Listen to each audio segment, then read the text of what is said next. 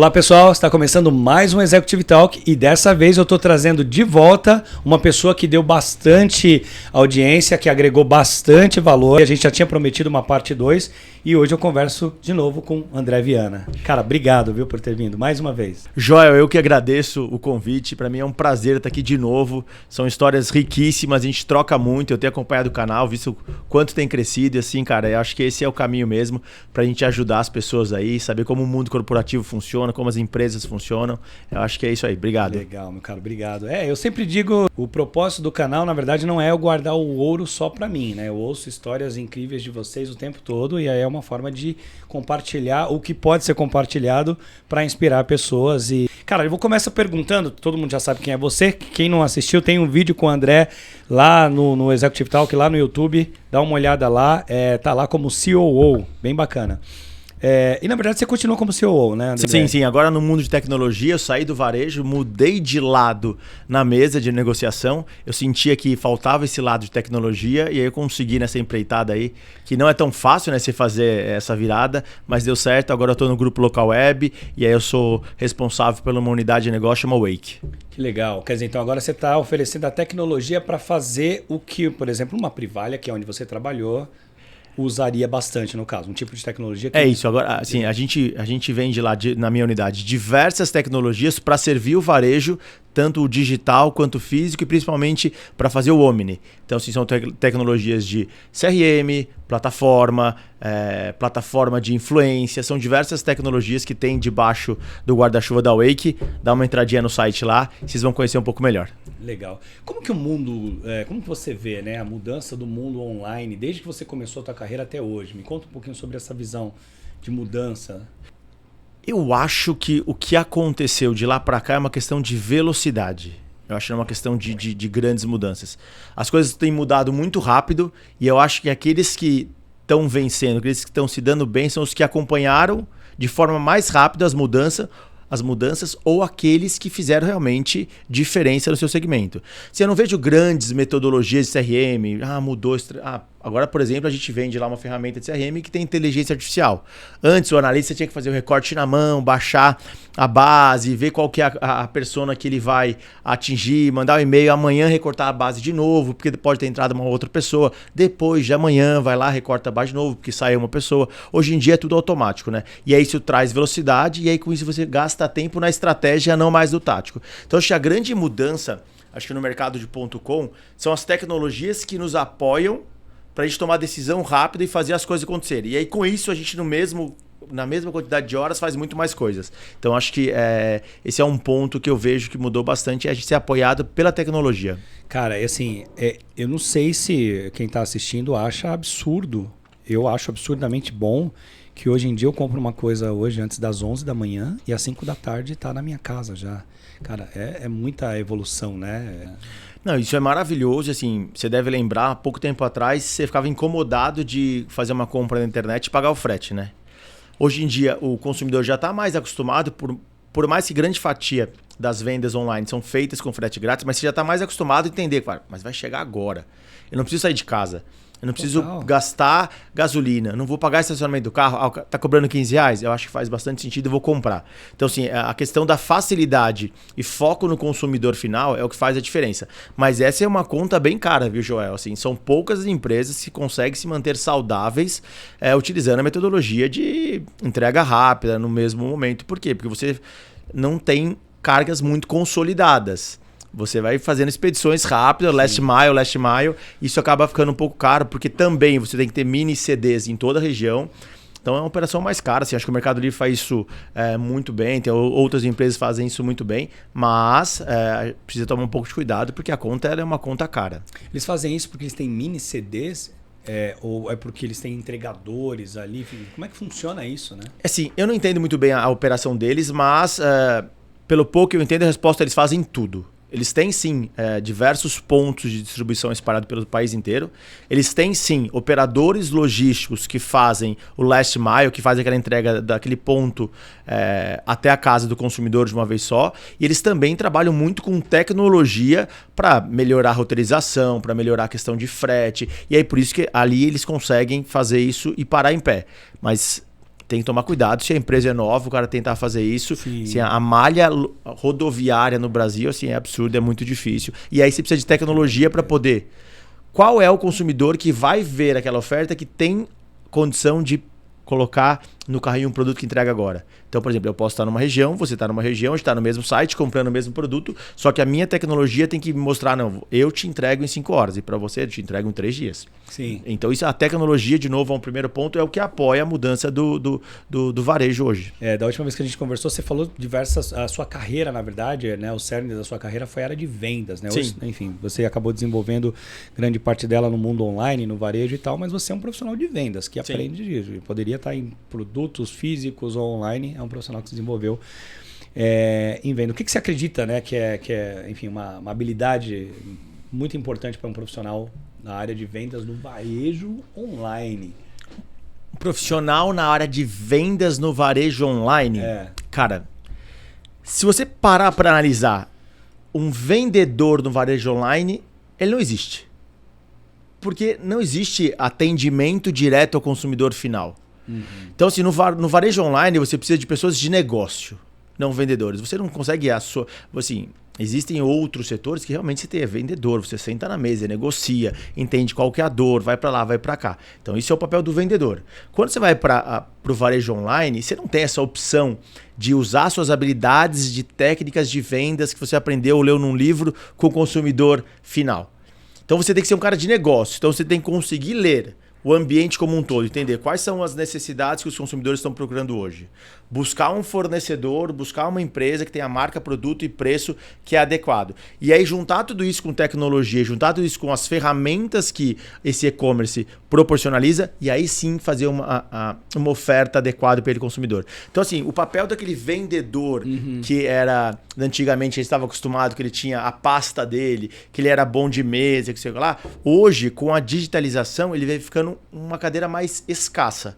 Por quê? Porque você precisa entender um pouco de CRM, você precisa entender um pouco de plataforma, você precisa entender um pouco de comportamento de consumo. Então são diversas coisas que antes eram separadas no varejo físico. Você precisa criar essa aptidão no varejo online para você poder fazer a venda. No final, o cara tem que ser ele tem que sentar no momento na mesa e ser um bom comprador. Então ele tem que ir lá na marca negociar bem um produto que é aderente ao consumidor final com um preço bom. Ele chega dentro de casa, ele tem que virar um profissional de marketing para entender qual que é a estratégia que ele vai utilizar para aquela ação, aquele produto, que dê rentabilidade, que esvazie o estoque rápido, enfim, entender. E aí depois ele tem que virar um vendedor, falar, cara, eu me colocando no papel desse consumidor final, o que eu gostaria de ver, qual é a forma, qual a demonstração, quais são os benefícios do produto. Então assim, hoje um vendedor do varejo online precisa fazer diversas coisas ao mesmo tempo. Sim. Falando nisso, né, nesse ambiente competitivo e com tudo isso que você precisa ter, a gente está falando de um vendedor, está falando de um diretor comercial. Sim. Né, como é que é a tua rotina, cara? Como é que funciona a tua equipe? Conta um pouquinho de como funciona isso. Geralmente, se você pensa assim, um cara comercial, ele não tem rotina, cada dia está num lugar, aquela cena mágica, né, que vendem do comercial, o comercial ganha dinheiro pra caramba, cada dia está num lugar, nos jantares maravilhosos, voando. Não é bem assim, Jogando tá? golfe. Jogando golfe. Isso é aquilo que o Instagram nos proporciona nos momentos que a gente faz um post. Mas não é bem assim. Eu acho assim, juntando aquilo que eu acabei de falar sobre são vários chapéus que você precisa vestir, que você precisa usar. Hoje o vendedor ele precisa ter disciplina e rotina. Isso é muito importante. Por quê, cara? Assim, tudo que você vai fazer, ele tem, cara, uma rotina. Eu sou o comprador de um grande.com. Você tem uma rotina, cara. Você não vai comprar de qualquer jeito, todos os dias, todas as horas, e fazer uma negociação diferente para cada um dos seus fornecedores do mesmo setor. Você não vai, cara. Um dia você manda um pedido no papel de pão, outro dia você manda um pedido no sistema, outro dia no Excel, outro dia você manda um WhatsApp. Então você precisa começar a criar algumas metodologias. Então assim, a primeira coisa que eu digo que é muito importante para uma área comercial precisa ter metodologia. Então você precisa olhar, tanto você como vendedor ou você como líder de uma área de vendas, quais são as metodologias e rotinas que a área comercial tem que ter.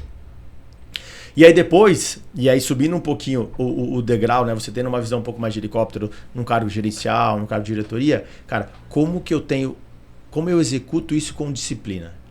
como eu faço a rotina ela ser diária, ela ser semanal, como que eu faço que os processos aconteçam. Hoje o papel de um executivo de vendas, executivo da área comercial, principalmente do .com, é fazer as rotinas e as metodologias elas aconteçam. Porque você desenha uma vez, cara, tem que ter cadência. Então eu acho que um ponto muito importante que vem mudando, mas as pessoas ainda não perceberam, não tem mais espaço tanto para vendedor quanto para líder, para diretor, aquele cara que é simplesmente o negociador, o melhor cara de mesa, né? Eu brinco com um ex-colaborador mesmo, fala, cara, assim, vendedor de porta de boteco, né? Vai lá, tira o pedido, vai embora, chama o seu Zé, se relaciona, dá um tapinha nas costas, vai embora, vai pro outro. Não dá mais para fazer isso.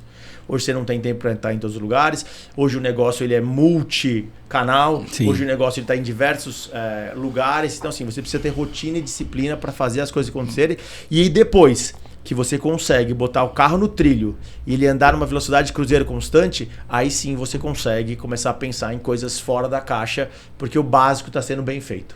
Eu esperava que você falasse, depois você descansa, não tem descanso, né? Depois você vai pensar no fora da caixa.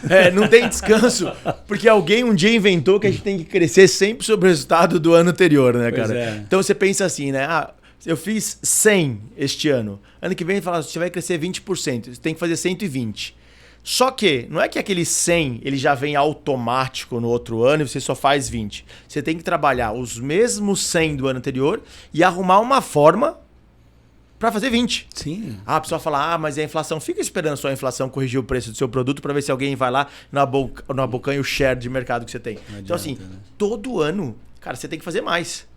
Só que fazer mais é humanamente impossível porque você tem a quantidade de horas, você tem que ter vida pessoal, você tem que ter, sabe, seus relacionamentos. Então você tem que fazer como? Melhor. E como a gente faz melhor? Separando um tempo da sua rotina, da sua disciplina, para pensar fora da caixa, para rever os processos, para pensar em novas metodologias que consigam agregar performance àquilo que já vem sendo feito. E às vezes bem feito, fazendo a 100%. Mas lembre que ano que vem você vai ter que fazer 120%. Se você sentar no 100%, cara, ano que vem você não faz 120. Fazer 110, cara, o 120 você não faz. Então, assim, a área comercial é a área que toma mais pressão. Se tá vendendo bem, putz, ano que vem vai vender mais. Pode vender mais, né? Se não tá vendendo, você vai tomar pressão porque não tá vendendo. Sempre você é o responsável, ou o culpado, ou é aquele que vai resolver o problema. Então, assim, tome cuidado a área que você escolhe trabalhar, porque a comercial ela é bem difícil. Né? Tem um preço, né? Tem um glamour, mas tem um preço, né? Teve uma convidada que veio aqui hoje que disse assim, todo mundo vê as pingas que eu tomo, mas não vê os tombos que eu levo, uma coisa assim, né? Todo mundo vê ela no glamour. Mas, cara, e aí como é que você equilibra, né, essas demandas com um cargo tão exigente como a área comercial e um estilo de vida saudável que eu sei que você tem, que você mantém? Sim. Olha, é um processo de construção. Não vou falar que você vai acordar amanhã e falar, putz, amanhã vou mudar a minha vida. É um processo de construção. Eu acho que eu falei na outra vez, mas eu estava no momento trabalhando muito, não conseguindo ter rotina e disciplina para fazer exercício, vendo que eu estava ficando meio cansado. Falei, eu preciso criar a rotina. Isso faz tempo, tá? Eu já sou disciplinado nesse aspecto há um bom tempo. Não, e agora você aumentou 1 hora, né? Na verdade, você acordava às 6, agora você tá acordando às 5. Agora eu sou do Clube das 5. Descobri esses dias uma do meu time falou, você é do Clube das 5? Eu falei, nem sabia que tinha isso, mas eu sou. Banho gelado também, né? Que inclusive não é balela de coach, né? E aí eu vou colocar esse ponto. Tá. E aí eu tava treinando à noite. Aí cara, tava faltando em casa, eu saía do trabalho, não ficava o tempo de qualidade com a minha esposa, com meus filhos, por quê? E aí faltava muito na academia porque eu tava cansado. Falei, cara, vou começar a acordar mais cedo. Aí botei a rotina de acordar às 6 da manhã. Foi difícil, mas, cara, com um tempinho, existem estudos que falam depois de 21 dias, ele vira um hábito, depois de 90 dias vira sei lá o quê. Aconteceu comigo, tá? Eu sou a prova viva. E aí eu comecei a não faltar mais. Por quê? Porque era eu contra o relógio só, mais nada. Eu não estava mais cansado do dia anterior, não tinha uma tarefa do trabalho que não deixava eu ir, não tinha um filho que exigia uma atenção naquele momento porque eles estavam dormindo ainda. Então foi uma decisão, eu vou dormir menos naquele momento para poder acordar mais cedo. Só que, o que acontece? Eu não durmo menos, porque eu acabo agora dormindo um pouco mais cedo. Eu coloco as crianças para dormir mais cedo e eu acabo dormindo mais cedo. Então eu acordo às 5, sou do Clube das 5, só que 10 horas eu tô acabado, cara. Você mesmo falou, né, agora há pouco, eu não consigo acordar cedo porque eu durmo tarde. E eu digo para todo mundo, Acorda uma semaninha às 5 da manhã, eu duvido que você não tá dormindo às 8 da noite de cansaço depois de uma semana. Costuma. Então, e aí, sobre a questão do banho frio, foi uma coisa que eu já tinha ouvido falar na internet, achava que era balela e quase dava risada, mas eu reclamei pro meu médico que eu tava um pouco cansado, que eu tava um pouco desanimado, isso mesmo fazendo exercício, tendo uma rotina saudável. Aí ele falou, olha, eu tomo banho frio, isso me deixa mais despertado por um bom tempo. E aí eu não vou saber quais são os nomes dos hormônios, eu não sou o cara muito estudado em relação a isso, mas ele falou que quando a gente toma um banho frio, a gente tem uma dosagem maior, a gente recebe uma carga de adrenalina e mais algum outro hormônio. E isso nos mantém alerta por mais tempo. Então todo mundo sabe que na hora que você toma um banho frio, você faz aquele e acorda, na hora, né? Só que esse hormônio ele fica por mais tempo no organismo, então eu fico menos cansado, por exemplo, depois do almoço, eu não tenho aquele soninho, eu fico mais disposto. Aumenta a circulação também, né? Então assim, cara, pesquisem, eu não sou médico, essa não é a minha área, mas comigo funcionou. Funciona bem. Funcionou. Tá pleno aí em meio a essa área super dinâmica que é essa cobrança que você tem, de além de manter os resultados a 100%, tem que estar 120 no ano que vem. E é uma loucura, né? E eu tô numa fase agora com mudança de carreira, assim, cara. Antes eu fui muito tempo de Whirlpool, cuidava de uma unidade de negócios de .com, vendia indústria para o cliente final. Depois estava no varejo, que era na Privale. Agora estou vendendo tecnologia. Assim, eu chego estafado em casa porque todos os dias eu tenho que ouvir 80 termos, 90 sistemas que eu nunca ouvi falar. Então, assim, o cérebro consome muita energia. Total. Então, assim, eu fico muito cansado. Então, se eu não tiver uma rotina, se eu não comer bem, se eu não fizer exercício, cara, eu vou entrar em estresse. Então, assim, cara, é normal, eu me canso. Mas, assim, eu ainda não tô estressado porque eu consigo manter um pouco de disciplina e ter qualidade de vida com a minha família e por aí vai. Sobra tempo para você ter com a sua família no meio da semana ou isso fica mais no final de semana? Não sobra. Assim, eu acho que assim, se você não consegue sobrar, eu acho que você tá no lugar errado. Né? Porque, cara, daqui você não leva nada. Eu vou dar um exemplo. Eu lembro uma vez que eu cheguei estressado em casa e aí eu tratei mal minha esposa. Eu lembro uma vez que eu cheguei cansado em casa e tratei mal minha esposa. E na época eu tinha uma chefe, na Whirlpool, chamava Fanny Baum. E aí a Dani, minha esposa, falou assim, me diz uma coisa, você fala assim com a Fanny? Eu falei, claro que não, tá louca? É minha chefe, você acha o quê? E ela me falou uma coisa que eu nunca mais esqueci. Falou, então trate de me tratar melhor, porque a Fanny vai sair da sua vida, eu vou ficar com você o resto da vida. Cara, assim, eu nunca mais esqueci isso. E assim, e aí desde então, não só por isso, mas isso é um exemplo, eu priorizo muito a qualidade de vida e principalmente tempo de qualidade com a minha família. Então assim, eu tento, é óbvio, a gente é um executivo, a gente é acionado, a gente precisa responder as pessoas, às vezes um cliente aciona num horário que não é o mais adequado, mas você não quer perder o negócio, mas eu tento, cara, deixar o celular quando eu tô em casa não muito perto para não ficar na tentação, então eu deixo ele lá no hall de entrada. Quando eu desço com os meninos para brincar um pouco, se é um horário já que eu sei que eu não vou ser acionado, eu já nem levo o celular. Quando eu gosto de uma coisa de fazer muito, eu gosto de caminhar de manhã. E aí eu caminho com o meu cachorro. Então ele já faz o exercício, eu não levo o celular. Eu falo assim, cara, porque das 7 às 7 e pouca, ninguém tem que me acionar, ou nada que me acionar não pode ser resolvido às 8. Eu não vou com o celular. Porque eu não vou olhar o Instagram, eu não vou olhar a mensagem, eu não vou ficar brincando, sei lá. Eu tento ter um pouco de descontaminação durante o dia. Então, sim, é possível você ter tempo de qualidade com a sua família, sim. Final de semana eu também eu prezo. Se eu tiver que trabalhar num lugar que todo dia você vai ter que trabalhar no final de semana, eu prefiro não trabalhar, prefiro ganhar menos. Não trabalhar nesse lugar, eu digo ganhar menos ou não ter essa oportunidade de mudança na carreira. Porque eu acho que o equilíbrio na vida é o sucesso de tudo. Acho que você falou também tudo, né? Dessa vida nada se leva, né, cara? A gente tá aqui, obviamente quer ser executivo, se desafiar e tal, mas é para dar o melhor para nossa família no final das contas, né? E aí quando você tira isso da família para dar pro seu trabalho, você inverteu valores aí, né? Você tem 2 filhos? 2 filhos. Tem quantos anos? 3 anos. 3 anos, vamos lá. Se você hoje der uma bicicleta de R$100 ou uma bicicleta de R$1.000, qual é a diferença para eles? Nenhuma, verdade. Cara. Então, Já vi meus filhos pegarem brinquedos e deixar de lado e brincar com a caixa de papelão. O meu filho, dessa idade. O meu filho não usa brinquedo. A minha esposa fala que ele só usa as panelas. Então assim a gente não precisa trabalhar o dobro para poder dar a bicicleta de R$1.000. Talvez o que você trabalha é o suficiente para dar a bicicleta de R$100 e você sobra tempo para você andar de bicicleta de R$100 com ele. Exato. Agora não, eu vou trabalhar pra caramba, vou dar a bicicleta de R$1.000. Só que você bota... aí você vai ter dinheiro, você bota babá pra andar de bicicleta com ele. E aí você perde o melhor da vida, né? Você não leva nada. Pô, legal. Bom, eu vi que você tem gravado alguns vídeos sobre carro e tal. Me fala um pouquinho sobre hobbies, né? Sobre o que você gosta, além de exercício, executivo, família e tal. Eu vi que você tem hobbies e é bastante apaixonado pelo jeito. Cara, Joel, assim, a minha carreira, ela... Tem gente que fala, não, eu quero ser, quando eu crescer, tal coisa. Assim, isso não vai acontecer, tá? Assim, a vida nos leva por caminhos que às vezes dão muito mais certo do que a gente imagina, mas eles têm uns caminhos diferentes. E eu tava numa transição de carreira, você sabe muito bem, eu decidi sair da Privalha. Então assim, aí eu tava lá sem fazer nada, pensando na vida que ia fazer. Um meu amigo que tem uma produtora de vídeo muito legal, chama Space House, me convidou para ajudar a bolar um formato novo para um cliente de carro, que faz vídeos relacionados a carros, trabalha com carros, e eu fui lá. E nós montamos um projeto, eu ajudei ele, muito mais encabeçado para ele, a gente fez lá um teste e mandamos para o cliente.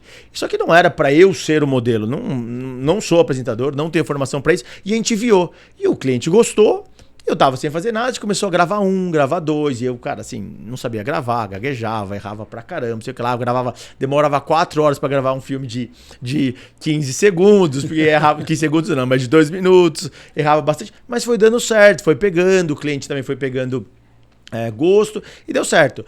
Então, assim, nesse período que eu estava sem exatamente saber pra onde eu ia, pra que lugar que eu iria, se eu pra tecnologia, eu tava pensando na vida, a gente gravou um monte de vídeo de carro pra um canal, assim, foi muito legal, foi divertido. Eu dirigi carros de R$1 milhão, 2 milhões de reais, carros maravilhosos. Então, os vídeos então que você gravou foram gravados naquela época, ou seja, você não tem gravado mais. Não tô mais, não. Eu já encerrei o contrato com eles. Tinha que parar, quando você se recolocou numa nova empresa, você tinha que parar necessariamente ou não? Hoje eu tô numa empresa de capital aberto. Sim. Então, assim, tudo que a gente vai fazer, a gente precisa pesar.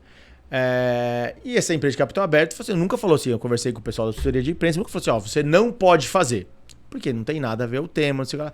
Mas é recomendado que você não faça, porque vai que você grava um vídeo, por exemplo, e vira um meme. É verdade, pode tirar sua credibilidade. Cara, e aí você vira um meme, aí você vai estar no mercado e virou um meme, e aí o que você vai falar? Você não é o cara do meme? Exemplo, a Betina. Quem não lembra o caso da Betina? Imagina, aí eu tô no cliente, você não é daquele... Então, assim... É verdade, você tá com um carro de R$1 milhão, que nem eu vi, nem sei que carro que é aquele, é uma máquina. 1,5 milhão, acho que isso daí era uma Mercedes EQS. Nossa, sensacional. É maravilhoso. Vai que dá algum problema, né? Imagina. E aí você então, assim, como é uma empresa de capital aberto, eu respondo pela companhia, eu sou uma das pessoas que responde publicamente, posso participar de entrevistas, assim, a companhia falou, cara, pode, mas não é legal. E aí você tem que ter prioridades. Sim. Qual a minha prioridade? Minha prioridade é a carreira executiva. Então eu falei para o cara, foi muito bom enquanto durou, obrigado pessoal aí da empresa e da Space House, mas agora eu vou seguir outro caminho. Foi maravilhoso e foi ótimo. Não sei se na verdade por razões óbvias, o André ele é modelo em horas vagas, porque já foi modelo antes, inclusive, então assim... Não sei por quê o cara é modelo aí. Vocês que estão assistindo aí, vocês... Não é isso. Vocês acham que faz sentido? Não é isso. Como eu disse, a vida profissional você não consegue desenhar exatamente. Sim, minha esposa fala assim, André, você é o cara que resolve. Qual a minha maior habilidade? Resolver. Resolver problema. Cara, resolver. Não é só problema. Eu quero resolver. Cara, eu vejo um negócio, cara, eu quero resolver. Eu quero tirar da frente. E aí, eu não consigo ficar parado. Então, assim, eu tava na faculdade. Aí eu tinha tempo livre. Tinha um trabalho que talvez não estava adequado. Putz, cara, o cara falou, você não quer gravar um negócio, tirar uma foto? Vou. Cara... Fiquei fazendo isso por um bom tempo, rendeu dinheiro. Depois, tava lá, quando era moleque ainda, desempregado. Tinha um cara, você não quer apresentar um show de calouros para umas crianças, modelo, não sei o que lá? Vou. Aí chegou outro cara, você não quer ser o mestre de cerimônia de um casamento? Vou. E aí, cara, aí depois fui pro telemarketing, depois fui pra Whirlpool, depois fui empreender, depois fui viajar, depois sei lá. Cara, assim, eu faço aquilo que eu acho que vai me deixar feliz naquele momento. E que faça sentido pra minha carreira. E assim, a soma de tudo isso me trouxe até aqui. Sim, que faz ser o que você é, né? Então, porque viagens, livros e experiências. Cara, assim, eu sou a bagagem de tudo aquilo que eu fiz. Então, assim, tem um monte de coisa que tem nada a ver com a vida corporativa. Mas ela é, cara, um enxerto ali que vai me deixando um profissional melhor, uma pessoa mais esperta, ou não sei o que lá. Então, assim, eu acho que a gente não consegue saber exatamente o que vai acontecer daqui a 10 anos. É como se aproveita melhor cada uma das oportunidades que você tem. Eu acho que é assim, eu pensei, cara, eu quero ser bom naquilo que eu fizer. Se eu tô fazendo vídeo, e ele é um vídeo que é pra empresa de carro, se é só um teste, eu vou fazer de forma tal que vai ficar perfeito. Deu certo. Ficou Então, legal, assim, ficou muito bacana. Eu acho bem legal. Bom, eu não sei vocês aqui, mas quando eu tô sem fazer nada, ninguém me chama pra ser modelo ou apresentador. Não sei porque. Chama você, Thiago, não? Não. Mas o Thiago é bonitão, vocês estão vendo aqui, ó. Então, Thiago, isso aqui não tá aparecendo direito. Cara, legal. Muito, muito interessante. Bom, existe alguma ferramenta ou tecnologia assim que você considera indispensável para o varejo online ultimamente? Agora que você esteve de um lado, agora você está no lado de tecnologia, o que você vê sobre isso? Eu acho que tem 3 coisas que o varejo online 1.com tem que ter. Primeiro, uma plataforma parruda com performance. Cara, não pode cair, não pode ficar que nem um ioiô, não pode você não conseguir customizar a plataforma de forma do jeito que você quer. Então, assim, a primeira coisa, você tem que ter uma plataforma parruda. Às vezes você é pequeno, vai contratar uma empresa menor, mas você precisa contratar sempre o melhor daquele seu tamanho. Então, plataforma. Então, primeiro ponto. Segundo ponto, assim, antigamente as empresas tratavam a questão de disparo de e-mail com ferramentas de disparo. Então, sei lá, contratava um analista, ele ficava fazendo os recortes na base do CRM, ficava pensando quem ele ia recortar e o que ele ia oferecer para aquele recorte.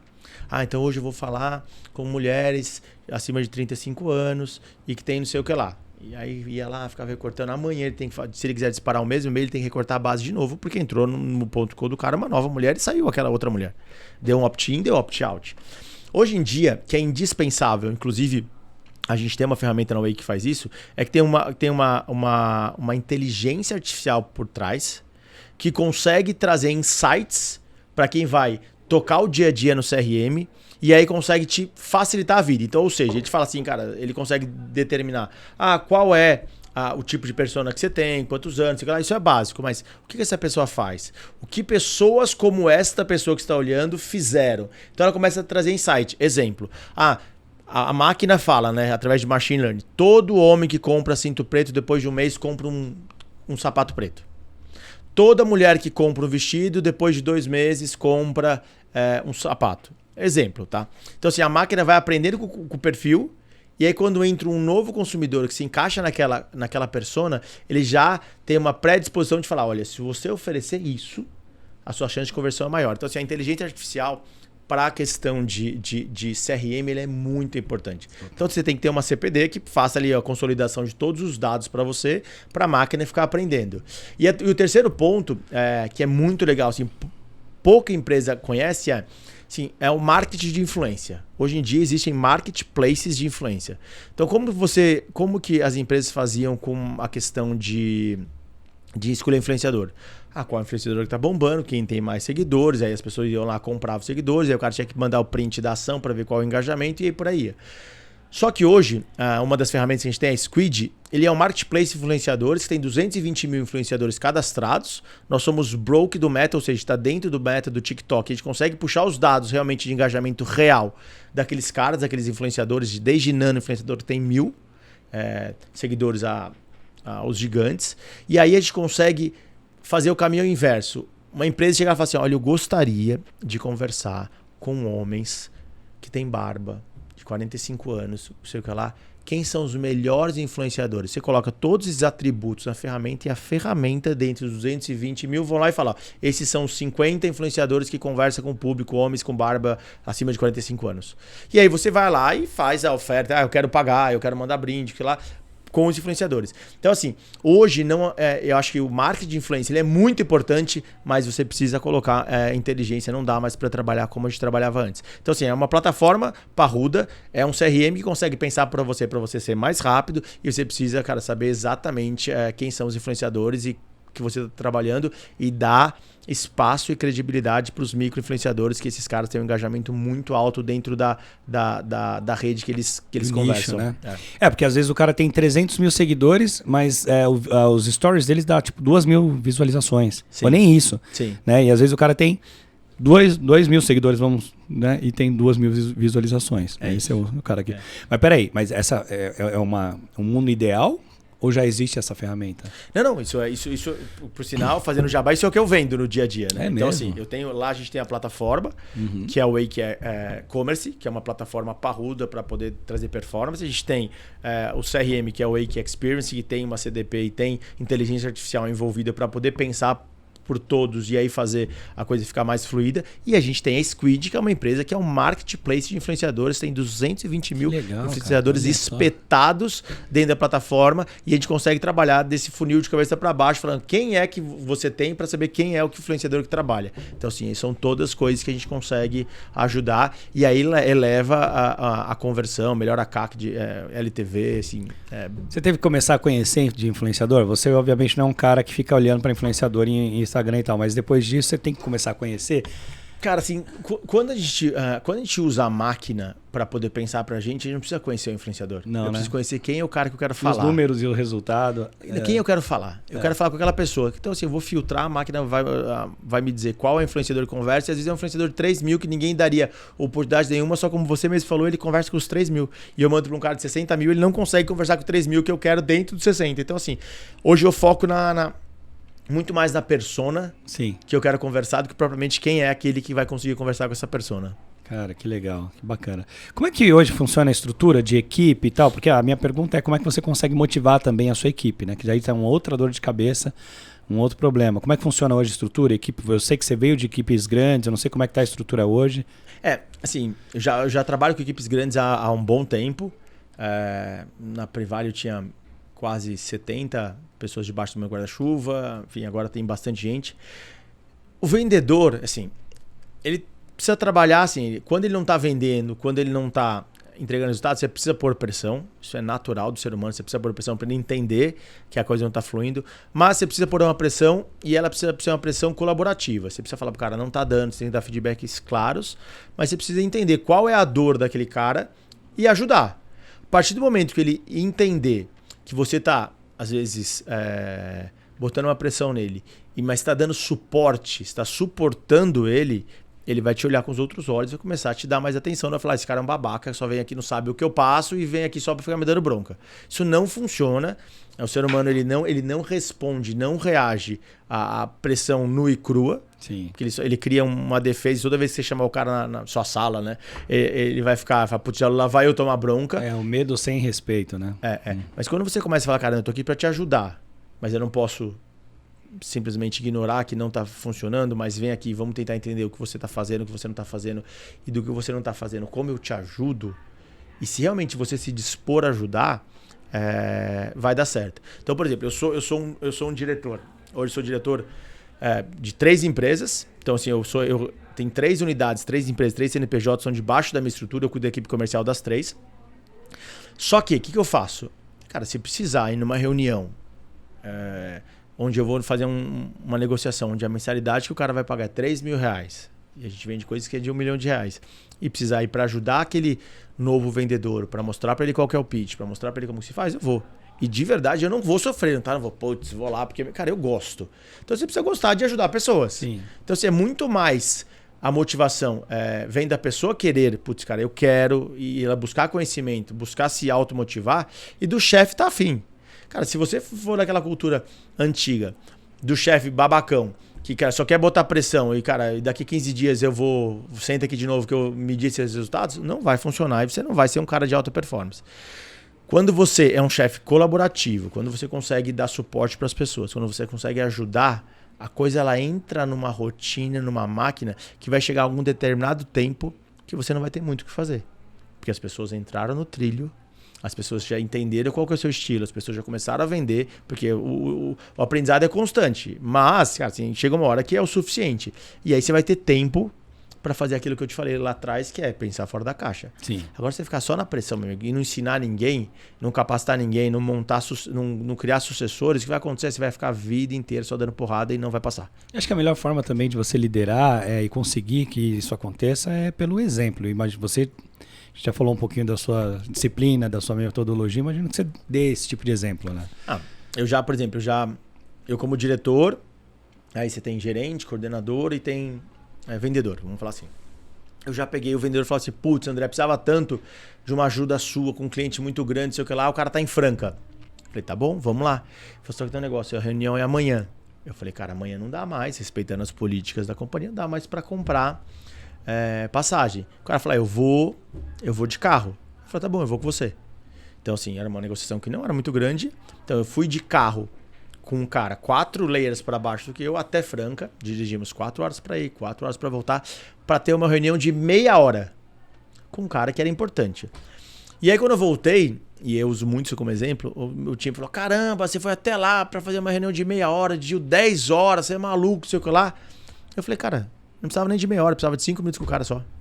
Então, assim, cara, não, assim, e valeu muito, né, para aquele vendedor, essa experiência. É isso. Valeu muito, Independente muito. se fechou ou não, cara, esse cara vai carregar pro resto da vida. Assim, eu tinha um cara que trabalhava lá, que era meu diretor, cara, ele foi comigo dirigindo. E eu dirigi pra ele, tá? Olha só. E eu fui dirigindo. Essa é uma coisa que eu sempre fazia. Toda vez que eu ia viajar, não sei o que lá, eu sempre falava, não, deixa que eu dirijo. Porque você tem aquela cultura, não, é o chefe, né? O chefe vai aqui, eu vou ter que dirigir porque eu sou o proletário. Daí você fala, não, eu vou dirigindo, não sei o que lá. Assim, eu gosto, cara, de dar o exemplo em tudo. Assim, cara, eu sou gente como a gente, cara, não tem diferença, a gente tá aqui junto, você dirige um pouco, você paga o café hoje, eu pago o café amanhã, e aí segue a vida. Então o exemplo ele é muito importante para você ter credibilidade de conseguir conquistar seu time. Legal. Eu ouvi falar bem de você, viu, cara? Eu conheci pessoas, né, da sua antiga empresa e o pessoal falava muito bem de você mesmo. Então, assim, não tem balela. Não tem, aqui é experiência na prática, realmente. É a referência, né? O Headhunter, vamos supor que você participa de um processo comigo, eu vou comprar a tua ideia, cliente talvez, eu vou pedir referência de pessoas que trabalhou com você e tem que casar. Eu tive essa referência sua. Eu estava no processo seletivo agora da Wake. E aí, conversando já com o vice-presidente, né, que é o meu chefe atual. E aí eu falei pra ele, né? Falei, eu trabalhei com o Fábio Bonfá por muito tempo, respondi direto. E aí ele falou, eu conheço o Fábio Bonfá. Eu falei, tá bom, beleza. Aí chegou a entrevista. No final da entrevista, eu falei, se você precisar falar com o Fábio Bonfá, pode falar. Sim, pode perguntar de mim, tirar recomendações. Ele me respondeu, não. Eu já falei com o Fábio Bonfá durante a entrevista, ele ficou perguntando aí, esse cara, não sei o que lá, e passei. E aí, depois eu conversando com ele, ele falou, é muito mais fácil eu saber a opinião de uma pessoa que vai te indicar, que trabalhou com você 12 anos, do que a sua história em 1 hora. Se o cara falar pra mim, verdade, eu trabalhei com ele 12 anos, o cara é o cara, qualquer coisa que você me falar aqui, assim, não vai conseguir me provar do que o que é o cara. Então, assim, tenham boas relações, saia das empresas com as portas abertas, meu amigo, não leiloe, porque uma hora você vai precisar de uma carta de referência e esse cara pode ser a virada de chave pra você. Cara, muito legal. Olhando pra trás, assim, tem algo que você teria feito diferente na sua carreira que me parece ok, muito bem? Cara, Joel, assim, eu fiz tudo que dava pra fazer com os recursos que eu tinha. Então eu vou te dar um exemplo. Fiz a primeira faculdade, não era uma faculdade muito boa. Beleza. Fui fazer minha segunda faculdade, era uma faculdade também não muito boa. Mas por quê? Porque eu queria fazer uma muito boa, mas eu ganhava pouco, não dava pra pagar. Uhum. Aí, entre não fazer e fazer uma mais ou menos, o que é melhor? Fazer uma mais ou menos. E aí, vou fazer a segunda faculdade. Entre ter uma faculdade mais ou menos e ter 2 faculdades mais ou menos, o que é melhor? Ter 2 mais ou menos. Beleza. Fui fazer uma pós-graduação. Também fui fazer uma pós-graduação, não fiz uma pós-graduação muito boa na primeira vez. Mas eu pensava, mas um processo seletivo, entre não ter pós nenhuma e ter uma mais ou menos, vou fazer uma pós mais ou menos. Mas eu sempre pensei assim, eu vou fazer o máximo que dá com os recursos que eu tenho, sem sofrer, porque não dá pra fazer o máximo do mundo. Sim. Então assim, eu queria fazer, eu queria fazer Stanford. Não dava. Cara, o que dá pra fazer? Dá pra fazer essa aqui? Então vou fazer essa aqui. Então eu sempre fui assim, mas eu sempre tive uma concepção que, tá bom, mas eu vou ter que fazer depois melhor. Nunca parou. Nunca parei. Então assim, até ano passado eu fiz IES, fui estudar fora, fui pra Barcelona. Cara, é um curso que a certificação que eu tenho, só tem 5 mil brasileiros que tem. Isso é parte daquela construção. Então, cara, não dava pra fazer vai fazendo o melhor que tem, Cara, as condições foram melhorando, as oportunidades foram crescendo. Eu tenho 44 anos, cara, fui fazer. Vou parar? Não vou parar. Então, assim, te falar, o que você faria de diferente, ele é muito difícil hoje, porque o que dava pra fazer era aquilo. Sim. Mas por que você não fez a faculdade melhor, a sua primeira? Porque é o que dava pra pagar, meu amigo. Não, então você não teve nenhum arrependimento, nada que você olhasse pra trás e falasse, pô, se eu pudesse eu teria feito diferente. Profissionalmente tem uma coisa que talvez se eu pudesse teria feito. A minha primeira formação foi design, a segunda foi marketing, depois fiz provas de planejamento estratégico, aí fiz FIA, foi melhorando na gestão de serviços e negócios, aí fui fazer IESE, mas tem uma coisa que eu sinto falta que eu queria ter feito, que hoje eu vejo que é bem utilizado no meio corporativo, eu deveria ter feito engenharia. Engenharia? Na minha faculdade não de marketing, porque eu sou bom com números, eu gosto de números, eu tenho raciocínio lógico, eu sou um cara que pensa rápido, e aí hoje eu tive que fazer muitos cursos e correr atrás de coisas que talvez na engenharia, já de largada lá atrás, eu já via com esse insumo. Então, se eu pudesse mudar alguma coisa, eu não teria feito marketing, eu teria feito engenharia. E você já é uma pessoa comunicativa, né? Com um perfil comercial que, quando você faz marketing, essas coisas, você vai para aprender isso. Também. E você não precisava. Você poderia ter feito. Mas aí ninguém ia te segurar, porque você ia ter um background técnico e com esse perfil de comunicação. Cara, esse é o ouro, tá? O perfil técnico, mais comunicação. Mas, eu percebendo isso em algum momento mais velho na minha vida que eu precisava, eu fui correr atrás. E o curso que eu fiz, tanto na FIA quanto no IESE, são cursos que me trouxeram essa bagagem que faltava para esse momento como diretor na carreira, que eu poderia ter na engenharia. Mas eu teria feito engenharia, eu acho que eu teria acelerado um pouco as coisas. Olhando para você, dá para perceber que você é um cara bastante descontraído, animado, sempre com um sorriso no rosto e tal. Como é que você consegue motivar teu time? Como é que você consegue obter do seu time, né, o melhor com esse jeitão? Existe um André mais durão? Como é que funciona isso aí? Então, assim, eu costumo sempre utilizar mesmo um ar mais descontraído. Quando precisa ser mais duro, eu consigo ser duro. Mas eu acho que a gente consegue dar muito recado de uma forma um pouco mais descontraída, sem causar aquele caos. Então, se precisa fazer uma brincadeirinha, às vezes eu dou uma pitadinha, dou uma provocadinha ali, no meio de uma reunião eu dou um recadinho, uma pessoa dá uma risadinha, sei lá, mas é muito importante para manter o clima. Então, por exemplo, eu vou te dar alguns exemplos de como que eu faço isso, de algumas histórias boas. Por exemplo, eu tenho uma vendedora que ela tava reclamando muito que não tava conseguindo vender, que tá difícil, que sei o que lá. E eu pensei, como que eu vou fazer ela entender que se ela se motivar, ela vai ganhar mais dinheiro. Se ela ganhar mais dinheiro, ela vai conseguir buscar as coisas que ela tá buscando que tinha a ver com a conversa. E aí eu perguntei, fulana, qual carro você tem? Ela falou, eu tenho um Celta. Eu falei, este é o problema. Você não bate meta porque você tem um Celta. E nada contra Celta, mas vocês vão entender. Ela olhou assim, tá, o que que tem? Eu falei, você vai sair daqui agora, você vai lá na Honda e vai comprar uma HR-V 0. Ela, seria o meu sonho. Você vai lá e compra com um boletão de 60 parcelas, que dá pra você pagar. E aí só que você vem pro escritório e todo dia traz o boleto e deixa em cima da mesa. Ela falou, pra quê? Eu falei, porque toda vez que você olhar o boleto e tem que pagar, você vai lembrar que você precisa vender. Boa! E ela falou, é verdade, eu vou comprar um carro novo, eu vou. E eu brinco, vendedor bom... Que ele tem conta pra pagar. Que tem conta pra pagar. Pô, muito legal. Deu certo isso? Ela foi lá? Olha, assim, eu não perguntei pra ela, é uma história recente. Mas eu acredito muito, assim, cara. Se você tem compromissos e se o seu salário ele não é fixo ali, tem variável, cara, assim, o seu objetivo, seja ele comprar um carro novo, seja uma casa maior, seja viajar, não sei o que lá, se você coloca aquele objetivo realmente como meta, principalmente o vendedor, né? Você vai buscar um pouco mais do que você buscaria se você não tivesse nada como sonho. Sim, total. Se você não tiver isso, você não inspira, né? Energia. Você não faz fé, o adicional. força. Você não faz aquela milha, a última milha. Que é onde está o ouro. Eu tinha um chefe que falava pra mim assim, ó, André, eu prefiro que você bata 98% da meta do que 120%. Eu falava, pô, chefe, você tá louco? Tem que bater 100. Eu falei, eu prefiro 98, porque 98 eu tenho certeza que você fez tudo que dava pra fazer. Até o limite, 98 foi o máximo da sua capacidade que dava pra fazer. 115, eu não sei se você deu depois deu uma relaxada e poderia ter feito 120, tirou o pé. Eu nunca vou saber se era 120, 130. 98 tenho certeza. Então, assim, a meta tem que estar bem calibrada, assim, pro vendedor sempre estar correndo, assim, o máximo que dá. Não pode deixar frouxo. Legal. E se você bater 98, amanhã você vai procurar o 100. Enquanto você não chegar no 100 também, você não vai... Por isso que na hora que você chega em 100, a gente aumenta a meta. Chega em 100 de novo, aumenta a meta. Pra você nunca ficar confortável. Dobra a meta, né? Não pode ficar confortável. Vendedor confortável não vende. Legal. Bom, falando de dress code um pouquinho, né? Antigamente o vendedor usava gravata, maleta embaixo do braço, e hoje eu tô vendo que o vendedor tá mais despojado, né? Como é que é isso também hoje numa empresa de tecnologia, com home office? Como é que tá essa questão do dress code? Eu acho que camisa, acho que só eu e você que usa, né? Porque, assim, tá difícil. Assim, eu acho que tem um novo normal. É mesmo? Acho que tem um novo normal. Primeiro, assim, as pessoas estão cada vez mais fazendo reuniões online e aí isso permite isso dá uma licença poética para você não precisar pôr uma camisa, porque qual sentido você pôr uma camisa se está em casa? Todo mundo sabe que está em casa. Então, assim, eu acho que você precisa ter senso. Tá? Eu acho que essa é a pergunta. Eu vou te dar alguns exemplos.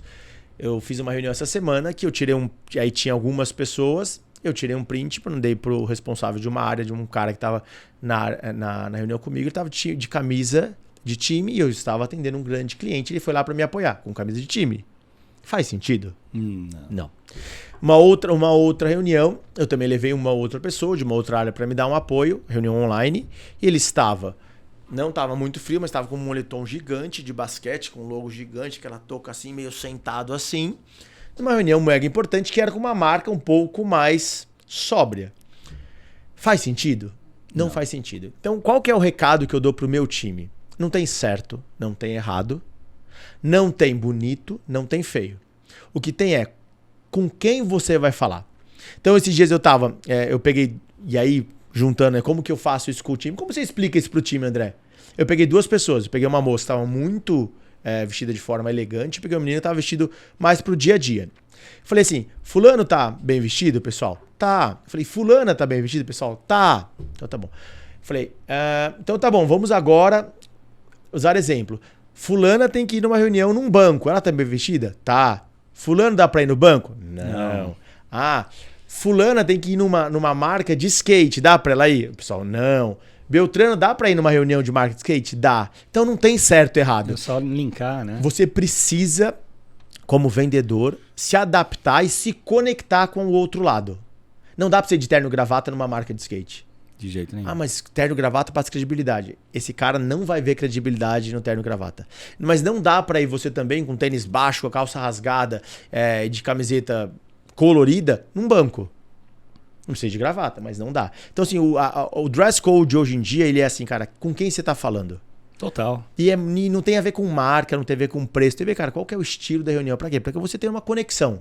Isso é uma técnica de venda, tem conexão. Se o cara olha que você parece com ele, você vai ter uma vantagem competitiva se você chegasse numa marca de skate de terno e gravata. Vai ver, cara, que esse coxinha que é aqui? Pois é, hoje em dia empresas de aplicativo, games, né? Você não pode de terno e gravata falar com o pessoal de uma empresa de games hoje em dia, né? Você tem que se conectar com eles de alguma forma para eles entenderem que você conhece e tudo mais. Uma das técnicas que eu sempre falo pro meu time é estude a marca e o interlocutor que você vai antes de ir. Para você ter o mínimo daquele assunto inicial, uma conversa inicial para o cara ter aquela conexão e ele te ouvir melhor. Quando você não tem, você chega totalmente, você é o avesso da empresa, você é o avesso daquela pessoa que vai comprar alguma coisa de você, cara, você vai ter 10 vezes mais dificuldade se você já vai começar o cara olhando, esse cara é gente como a gente. Total. Agora, camisa de time também é um tiro no pé, né? Não dá. Vai que aquele seu grande cliente torce pro time contrário do seu. Não dá. Aí é pedir para sofrer. Cara, legal. E para terminar, o que você espera alcançar aí pros próximos anos? Quais são os seus objetivos para o futuro?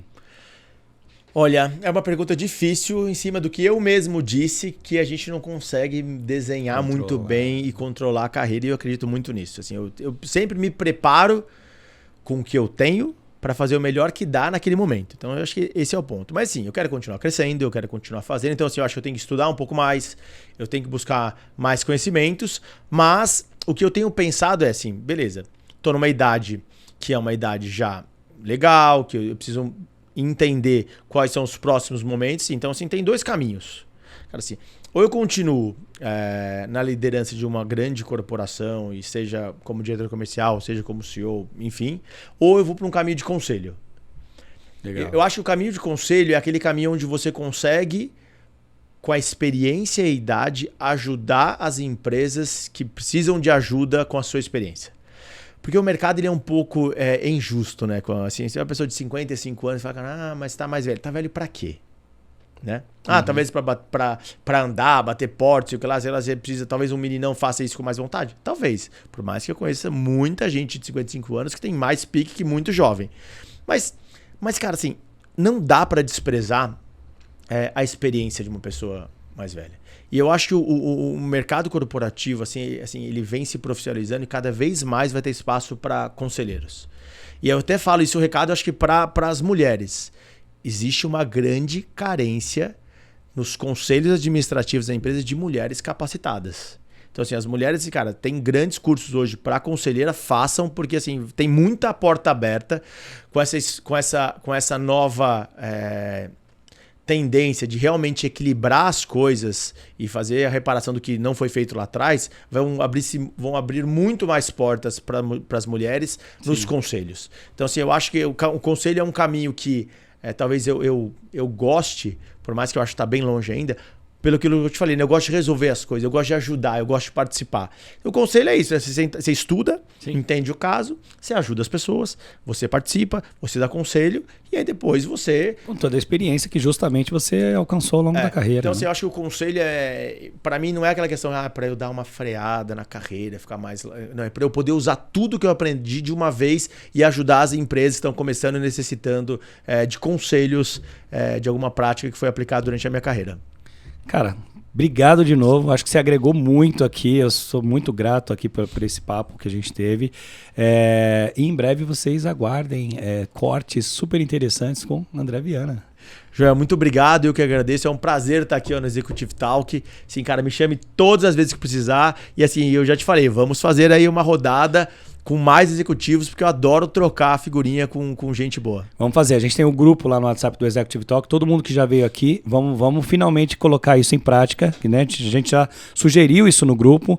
Vamos pegar ali uns 3, 4 executivos, fazer uma mesa redonda. Vai ser um prazer. É isso. Muito obrigado. Obrigado, André. Valeu. Tchau, tchau.